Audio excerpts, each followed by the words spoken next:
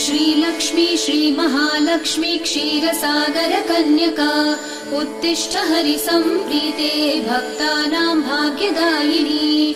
श्रीलक्ष्मी श्रीमहालक्ष्मी क्षीरसागर कन्यका उत्तिष्ठ हरिसम्प्रीते भक्तानां भाग्यदायिनी।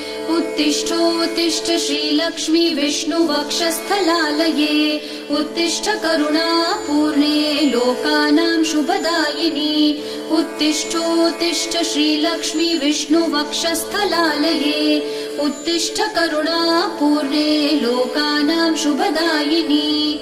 श्रीपद्ममध्यवसिते वरपद्मनेत्रे श्रीपद्महस्तचिरपूजित पद्मपादे श्रीपद्मजात जननी शुभपद्मवक्त्रे श्रीलक्ष्मी भक्तवरदे तव सुप्रभातम्।